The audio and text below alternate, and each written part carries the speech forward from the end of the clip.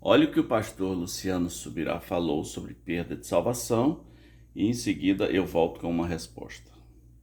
Se a gente entender o processo e que a ação da graça não é, ou a salvação, um ato único e instantâneo, porque se tem portas, se tem caminhos, se tem alvo, tem um processo. Sim. Para mim o processo pode ser abortado. Mas eu não tenho assim um pingo de dúvida e eu discuto esse assunto com quem for, o quanto quiser, porque assim... Então, o próximo podcast vai ser debate.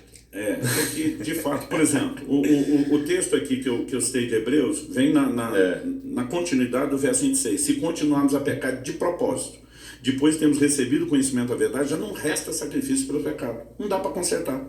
Né? O texto está falando isso. Aí alguém fala, não, isso aí é gente que não teve uma experiência de conversão. Ele diz que pisou o Filho de Deus, profanou o sangue da aliança, com o qual foi santificado. Como é que o cara foi santificado e não teve uma experiência de novo nascimento?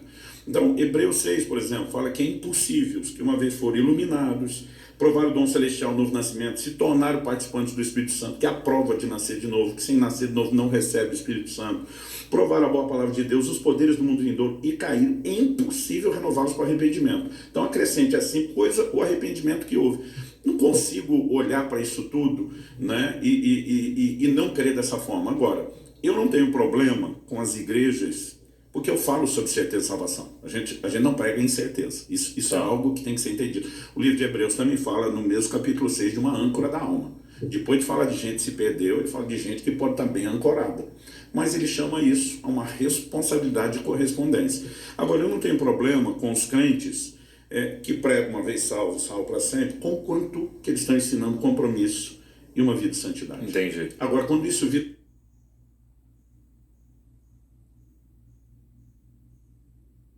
uma desculpa para você justificar o pecado e o não aperfeiçoamento, para mim nós temos uma armadilha perigosa. Entendi.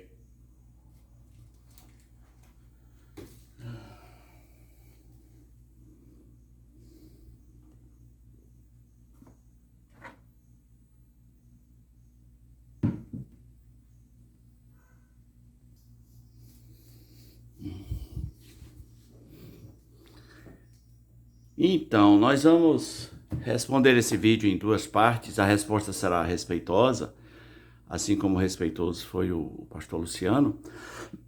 Geralmente eu não gosto de entrar muito nesses debates, nessas brigas, mas esse tema me interessa muito, que é o tema relacionado à perda de salvação. Então vamos lá. Eu vou responder em duas partes, porque ele usou dois textos, então eu vou responder um texto de cada vez. Mas vamos começar com a primeira citação que ele fala. Ele diz, olha, se existe um processo, o processo pode ser abortado. Por quem? Se for por Satanás, Satanás venceu. Deus queria salvar uma alma e Satanás abortou o processo. Satanás venceu.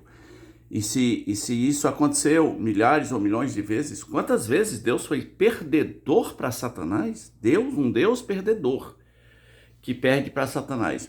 Se o processo foi abortado pela própria pessoa, então nós temos que rever aquela pergunta que diz assim, quem pode mais que Deus?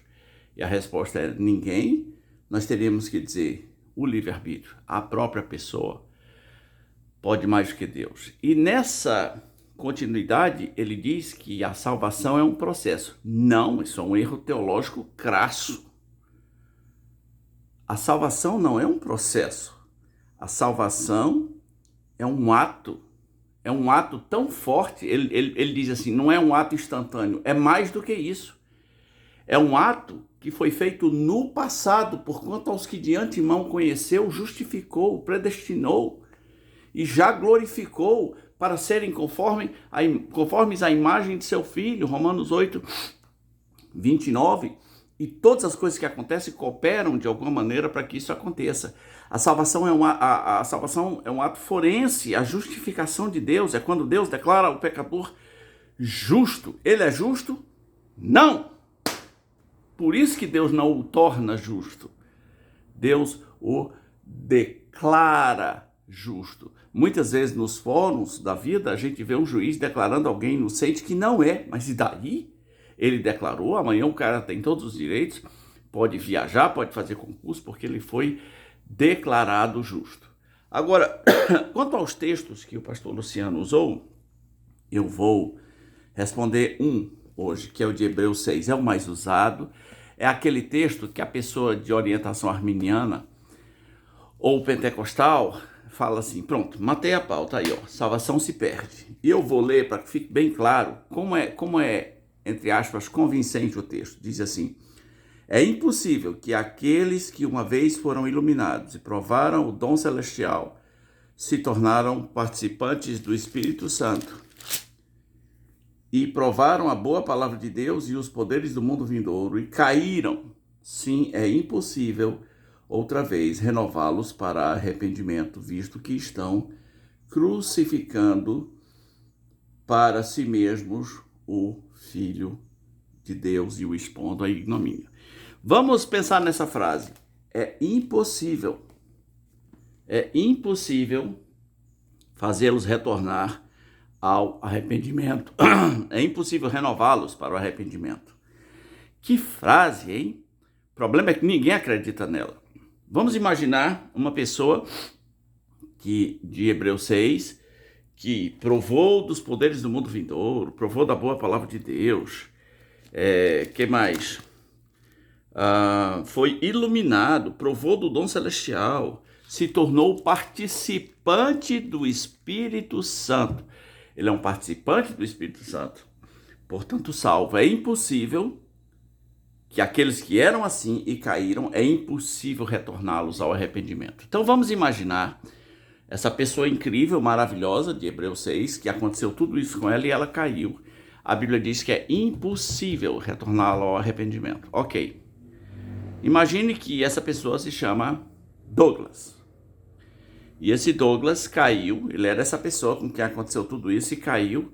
E ele chega na igreja do pastor Luciano e pergunta assim, pastor, é impossível eu retornar ao arrependimento? O que é que o pastor Luciano vai dizer? Luciano, Silas Malafaia, qualquer outro, o que é que eles vão dizer? Não, irmão, impossível não, é possível. Não, porque eu leio em Hebreus que é impossível. E agora como é que fica? O senhor está dizendo que é possível e Hebreus está dizendo que é impossível. Que história é essa de impossível? Na verdade, e eu nem sei direito, quero até pedir perdão aos irmãos da Congregação Cristã do Brasil, eu acho que só tem uma igreja coerente em relação a isso, que é a Cristã do Brasil. Que tem situações, isso que me disseram lá de dentro, que os anciãos chegam para a pessoa e falam assim, ó, no seu caso é impossível. Se você caiu, e cair parece que tem muito a ver com sexo, essas coisas, é impossível. Vai viver tua vida, vai aproveitar aí o mundo, porque para você é impossível. Seria coerente dizer isso. Então, se ninguém acredita, porque ninguém fala isso, como é que Hebreus diz que é impossível? Porque Hebreus 6 não está tratando de um caso real, está tratando de uma hipótese. A graça é tão graça que se você cair dela não tem como voltar. É por isso que não se cai. É impossível que aconteça. É impossível que Jesus tenha ido para a cruz, planejado salvar uma pessoa, marcou dia e hora, lhe deu o Espírito Santo. A Bíblia diz que essa pessoa agora é propriedade exclusiva de Deus. Aí eu te pergunto, como é que alguém pode ser propriedade exclusiva de Deus? O que é exclusivo? É só da pessoa.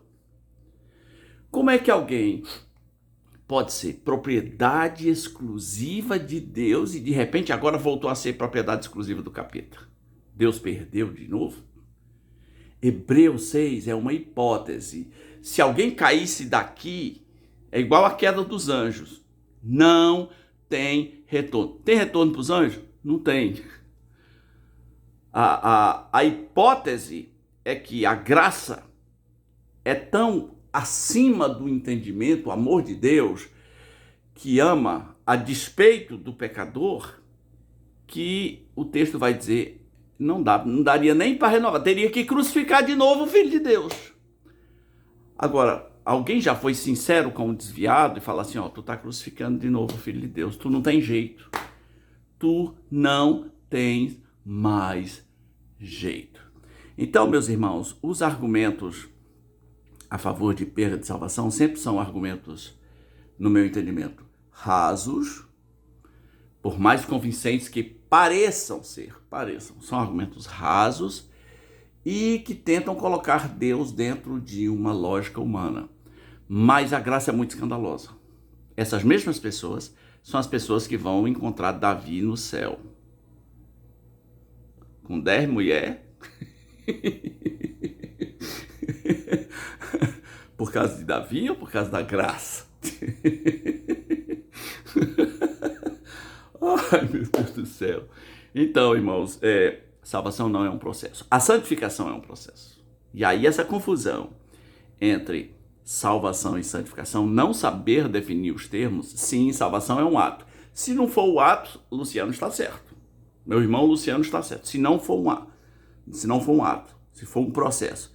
Mas se for um ato de Deus, é o ato forense, né? A palavra dikaiosunes, justificação, né? Para tornar a pessoa, declarar a pessoa, tornar não. Já caí nessa pegadinha quando eu era adolescente. Não torna, Deus não torna ninguém justo, Deus declara justo. É um ato declaratório, por isso que não há um justo. Não há nenhum sequer. Então, realmente é impossível. Imagina você foi selado com o Espírito Santo, que é o penhor é a garantia. Tem uma garantia de que ele vem buscar a sua propriedade. Você foi selado, aí arrancaram o selo, o diabo arrancou o selo. Seria impossível selar de novo. Teria que crucificar o Filho de Deus. Então é isso aí. Vou falar do outro texto que ele usou, que é de Hebreus 10, 26. Me parece mais convincente do que esse, né? Mas Hebreus 6 é uma hipótese. Se alguém cair daqui, não volta mais. E nenhum pastor diz para o pecador que ele não volta mais. Nenhum pastor diz que é impossível. Todos os pastores dizem, não, é possível. Volta aí, irmão. Volta aí. O que você acha dessa declaração do Luciano Subirá? O que você acha da minha resposta? Deixa aqui o seu comentário. Esse foi mais um vídeo do canal Rabi Lopes. Valeu!